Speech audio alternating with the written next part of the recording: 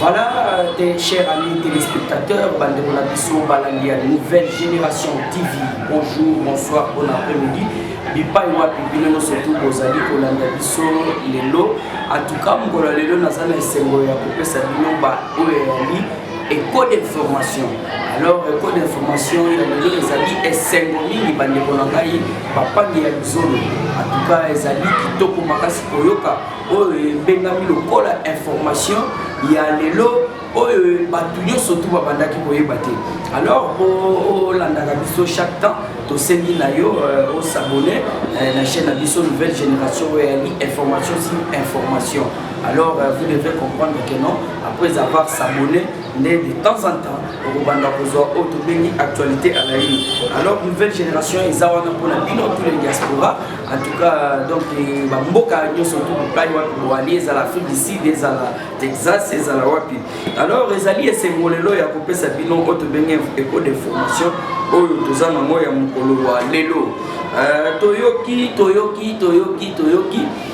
bande bonanga kaka nde nazoyebisa bino moto ya kosakana te côté ya este moto ya kosakana te Fachi Beton toujours déterminé bonanganda tout récupérer na minute na maboko ya auto bengi FRDC et loko makasi na yango merci vraiment na ba actionnaire batuyo surtout au ba ali ko soutenir FRDC. Alors c'est mon anga ya nini c'est mon anga ya koyoka mwana Museveni alingi akutana na Fachi Beton moi mai mu kwantongolo zwa bilumbu. Alors tu es kotala tolobi mwana Museveni ozolukela mu kwantongolo nini. Alors vous devez comprendre que non, mwana Museveni alili le fils de Museveni alili alobi Fachi azali petit frère azali grand frère nae. Hier azali petit frère donc Fachi azali grand président. Alors il faut pas solo là. To web ça mwana papa Museveni boyi. Fachi Beton cette fois-ci à Rosong Asimate. Toyebi que bokolinga moyen surtout pour la minute usine ya raffinerie d'or de Tchembulu yeke entre Rwanda na Uganda. Et puis vous devez savoir respecter vos limites. Fachi Beton azali n'importe qui te papa na ngai mwana Museveni. Na kosenga na yo boye qui dit oh tobe oh déjà Fachi apesi mot d'ordre. Pour la Est, puisque awa bazana kati ya koluka partout les moyens à travers auto bengi bibunde ya solo depuis démocratique du Congo zanango to bimisa ba bombardière. Alors ba bombardière auto ko bimisa. Il faut pas comprendre que non, il y a des biloko oyo donc ceux qui te bêtent na Rwanda dans 10 minutes Rwanda kozala écraser. Alors ma conseille na ba surtout ba journaliste ba ndeko na biso tombe ka kopesa peuple congolais message ya auto bengi pour fortifier peuple congolais. Tomeka kopesa peuple congolais oyo tobengi information oyo eko fortifier ye kopesa peuple congolais na minute information et bunanga moni ba récupérer yo salaki on est à la système de jeu donc pour mieux sauter il faut reculer. Alors c'est pourquoi mon a dit FRDC très sage très stratégique donc très professionnel ya on mon a dit salinetis kozonga sima donc il faut banguna na biso surtout batuta.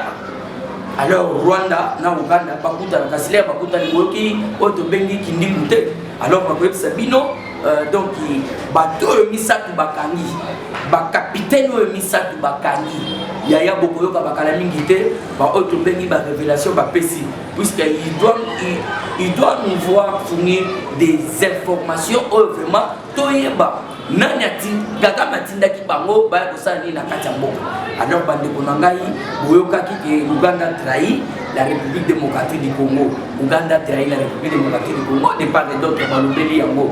Alors dossier à l'ennemi selon les écoles d'info mwana Museveni les rayoki que non Uganda azali complice Fachi très en colère bango bakei madame bafani basu déjà option au Fachi à lever puisque lobby a président qui conseil de sécurité oh ba mesure amakase bimaki toko mbeka solo oh no surtout na makambo eleki. Alors vous devez savoir que non moi na pas Museveni aleli trop aleli donc il a lobby Félix Antoine Tshisekedi c'est mon grand frère hein, je suis son petit frère hein, j'aimerais rencontrer un grand président de la en FDC bientôt.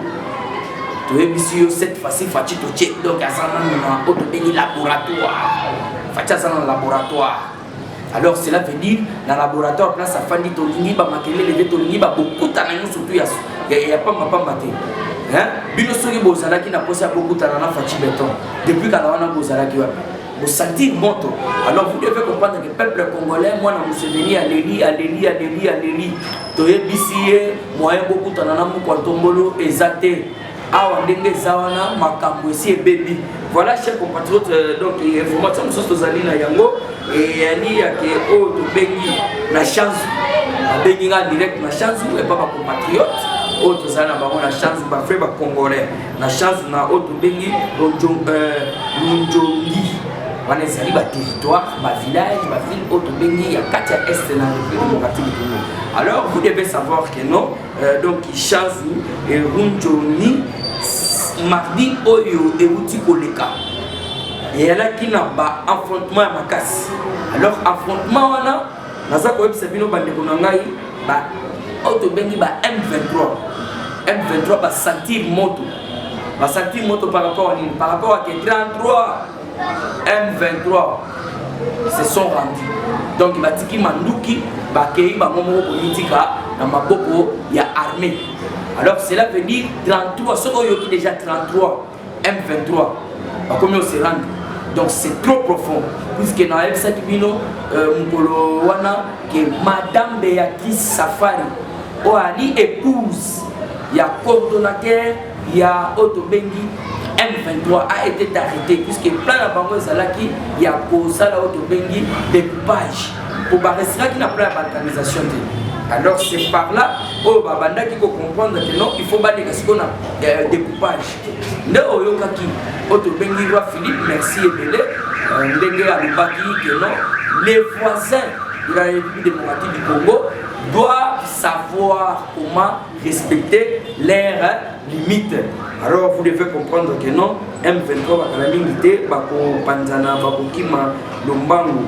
Alors vous devez comprendre que Konangaï attaque les Alaki Makasi, donc FRDC toujours Nicolo, Azoa qui contrôle, puisque M23 Babanda Bassani va contourner ma position, donc il y a armée na biso. Alors on a mis Touana, Monaki, tout M23. Tout la moussia zaza, on va abandonner qui t'aimait, va abandonner qui puisque frappe et elle a qui vraiment lourd. Alors chers compatriotes, écho d'info. Alors on est allé l'émission la bino ko sanga te ko s'abonner directement pour au banda ko zo écho d'info. Kaka lelo mercredi bande ko ngai, vous devez comprendre que marche moko salami pour nous soutenir FRDC na Goma.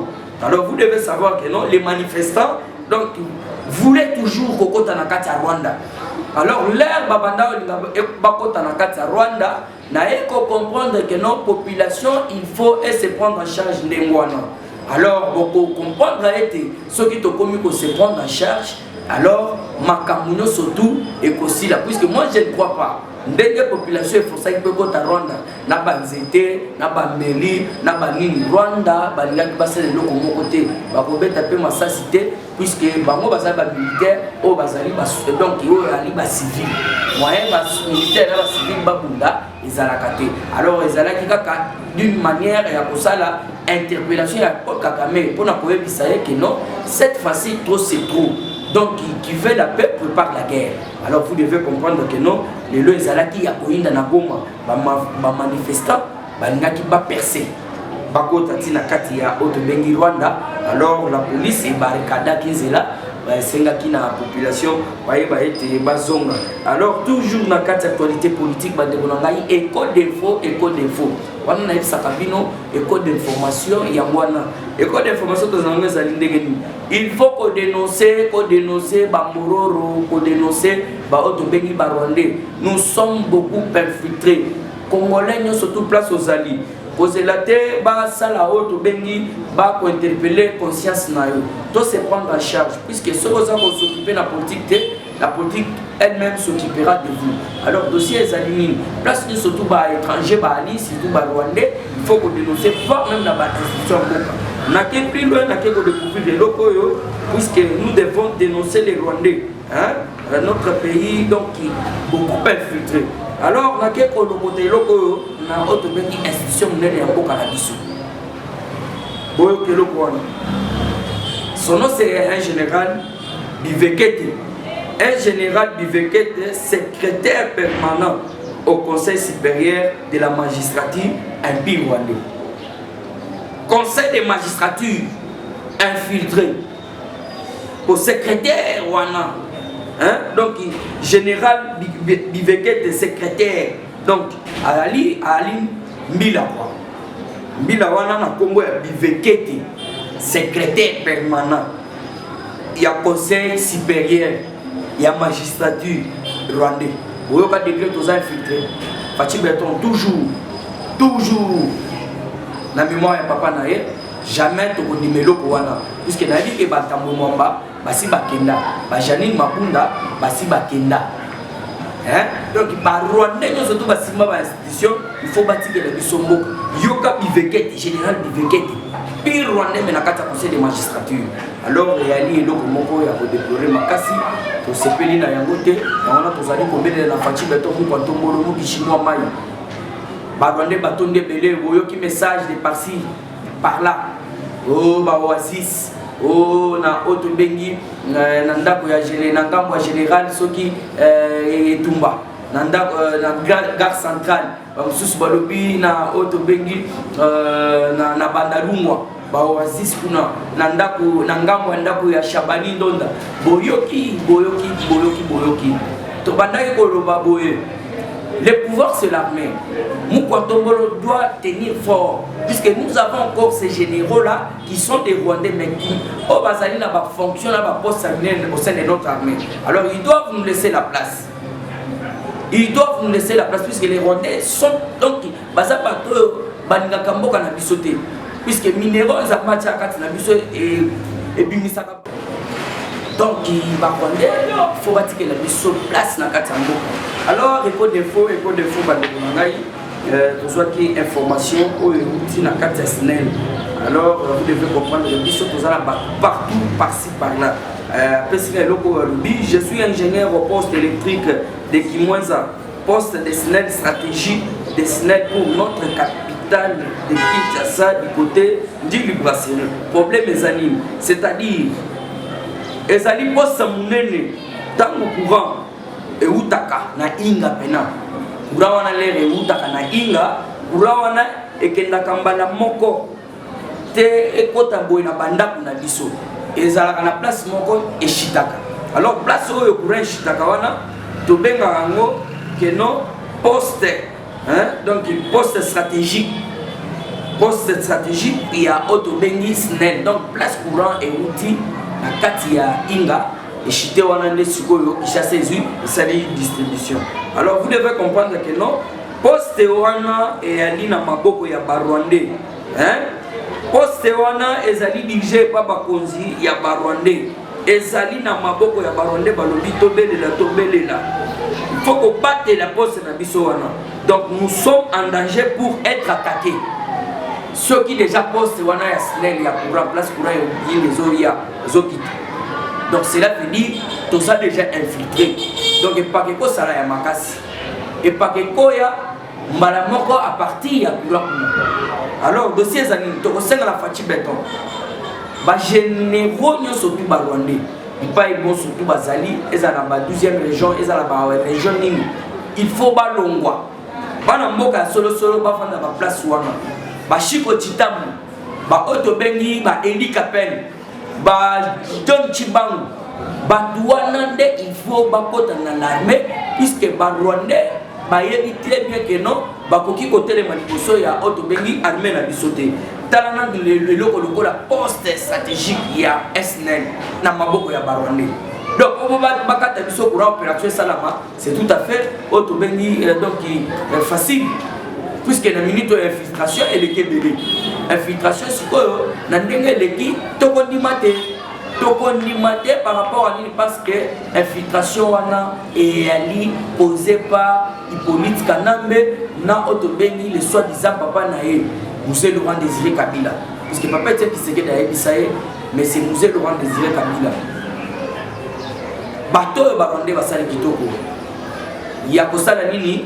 Basali kitoko ya ko kobenga na Mobutu ba aider yo ndenge aussi bokozi Mobutu akei mais tika ete bazonga epa na bango papa Mosé Laurent Désiré Kabila a répondant papa Etienne Tshisekedi wa Mulumba que ce sont mes frères, ce sont tes frères et voilà aujourd'hui Yawana Kagame a eu courage ya côté le Mongolobete naza mutu ya lokele 50% mais Kagame mais c'est Kagame ingotani est-ce que na lokele ba sale la ka RD na auto bengi na Swahili welo ba makuna balubaka ba utiliser ka FT mais oyo zo lobeza ya Rwanda. Alors nous devons comprendre que non, nous sommes infiltrés par bateau vraiment ba fatisa qui déjà système. Alors fatia ko lingelo ko wana te to ko sena na le commandant suprême Fachi Beton doit remplacer tous ces gens ici, hein. Donc surtout il faut pas remplacer yango puisque bazali ba infiltré et ça la machiniste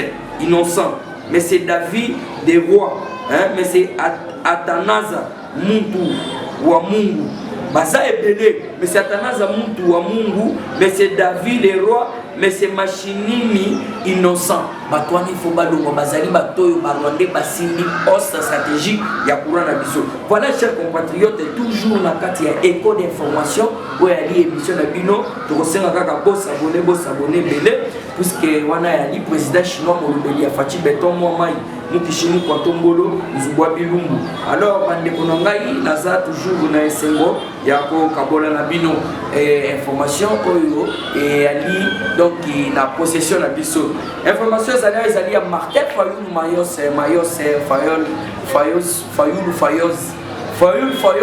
pourquoi na bengende ngona un vagabond politique. Martin Fayulu vagabond politique ayebi eloko asosala te biso tozana bitumba na est mais yo ke loko Martin Fayulu asakuluba yaya na mboko oyo tozo président lokola Martin Fayulu mais mboko etekaki bango kutu bana plan ya des mandats en tout cas vraiment elle est somme boyo ke loko Martin Fayulu atité na compte na ye de côté touré ko lokota yango. Les Congolais et les Rwandais ont les mêmes aspirations. S'exprimer au travers des élections libres et équitables avec le leadership légitime qui en résulte. Cette simple vérité nous lie. Elle est nécessaire pour résoudre nos crises qui se chevauchent et ainsi sauver des vies. Ah, mais c'est Martin Fayulu. Mais c'est Martin Fayulu, il a bien 3 fois sur ce collet-là.